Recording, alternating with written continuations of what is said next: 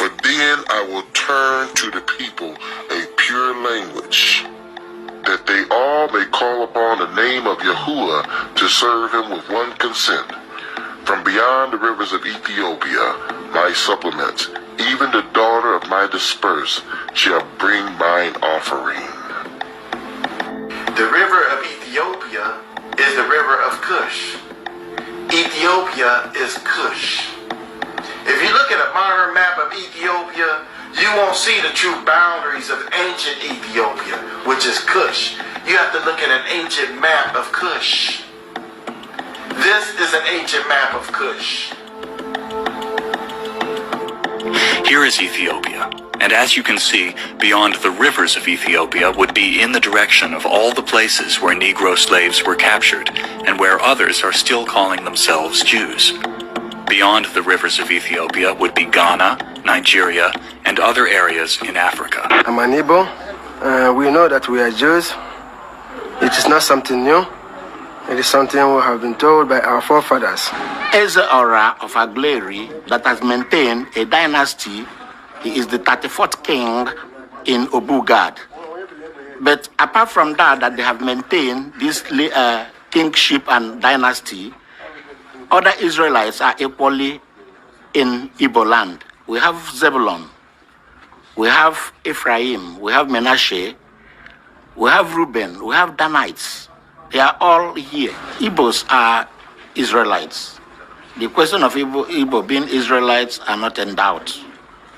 There are evidences that Igbos are Israelites. The journey of Igbo started when the Assyrians actually attacked and exiled the 10 tribes of Israel, the northern kingdom, in 722 BCE. From that period, all the 10 tribes were scattered. The bulk, according to Mazutra, were taken to Africa. So in Igbo land, you will see most of these lost 10 tribes. You will see most of these lost 10 tribes. Ethnography that they knew, the only book that they knew, was the Bible. And on the colonial frontier, what they very, very often discovered was that people seemed to be doing things in the same way that they did it in the Bible.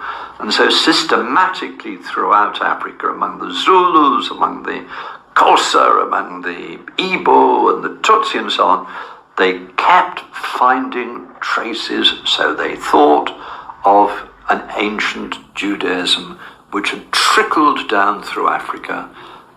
And on the colonial frontier, what they very, very often discovered was that people seemed to be doing things in the same way that they did it in the Bible.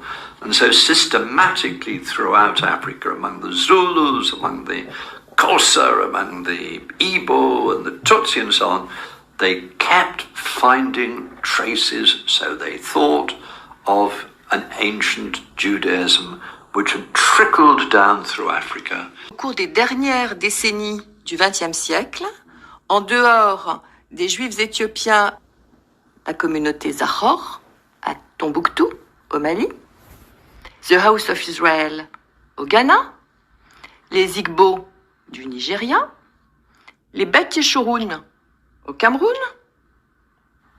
les très connus Lamba d'Afrique du Sud et du Zimbabwe, les moins connus Tutsi, Hebrews of Havila du Rwanda et Burundi, et les Abayudaya d'Ouganda. So, Eze, do you have any message for your children in America, in Jamaica, in the diaspora?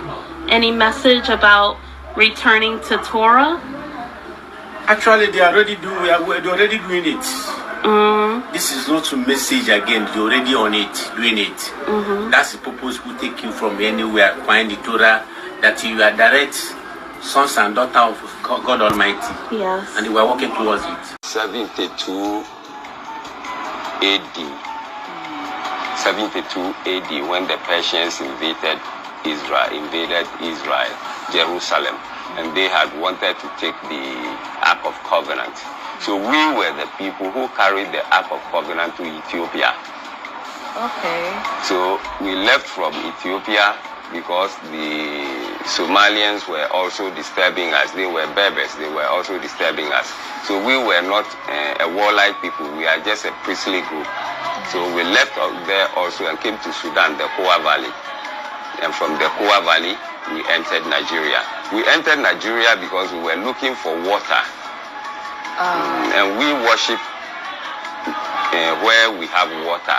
We use only water to worship. So we were a Levitical group. That was how we came to Nigeria. Oh, okay.